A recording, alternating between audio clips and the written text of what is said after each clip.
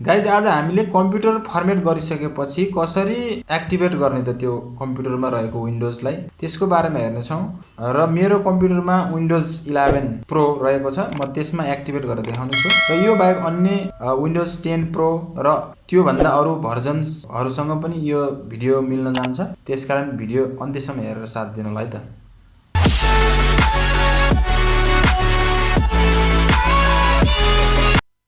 सुरुमा हामीले ब्राउजरमा गएर केएमएस क्लाइन्ट एक्टिभेसन सर्च गर्नुपर्ने हुन्छ यो सर्च गरिसकेपछि अलिक तल स्क्रोल गर्नुस् र यहाँनेर learn.microsoft.com दिएको छ यो एड्रेस लेखेको ठाउँमा क्लिक गर्नुस् यो क्लिक गरिसकेपछि यस्तो इन्टरफेस आउँछ यो इन्टरफेसमा अलिक तल गइसकेपछि यहाँनेर एउटा सिन्ट्याक्स दिएको छ यसरी हामीले कमान्ड प्रम्प्टमा टाइप गर्नुपर्ने हुन्छ भनेर र प्रोडक्ट की सहितको एक्जाम्पल यहाँनेर दिएको छ ल हेर्नुस् यो रहेको छ र अलिक तल आइसकेपछि यहाँनेर विन्डोज 10 र 11 को लागि दिएको छ थुप्रै विन्डोज भर्जन अनुसारको की दिएको छ मेरो विन्डोज 11 प्रो रहेको छ र 10 प्रो सँग मिल्ने भएकोले एउटै दिएको छ यहाँनेर र तपाईले आफ्नो भर्जन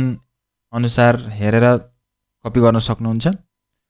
र म यसलाई कपी गर्दैछु यसलाई कपी गरिसकेपछि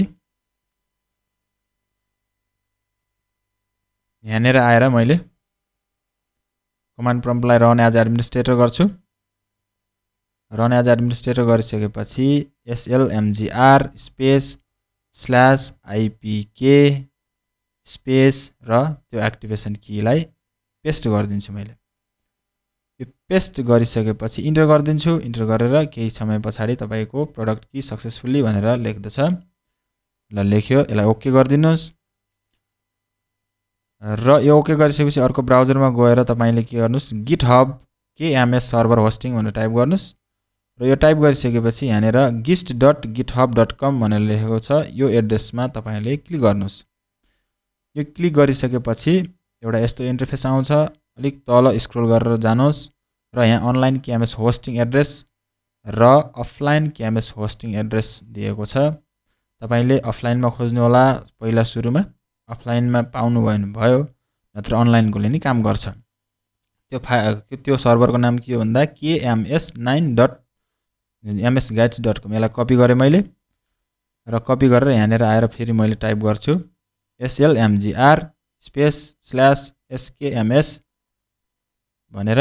अनि यसलाई मैले पेस्ट गर्दिन्छु अहिले कपी गरेको कुरालाई र इन्टर गर्दिन्छु इन्टर गरेको सकेपछि केही क्षण पछाडी मेसेज आउँछ सक्सेसफुली भनेर र यहाँनेर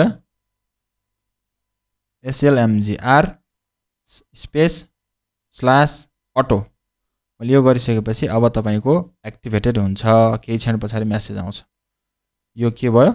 सक्सेसफुली भयो पुरै एक्टिभेसन भयो र अब म यहाँनेर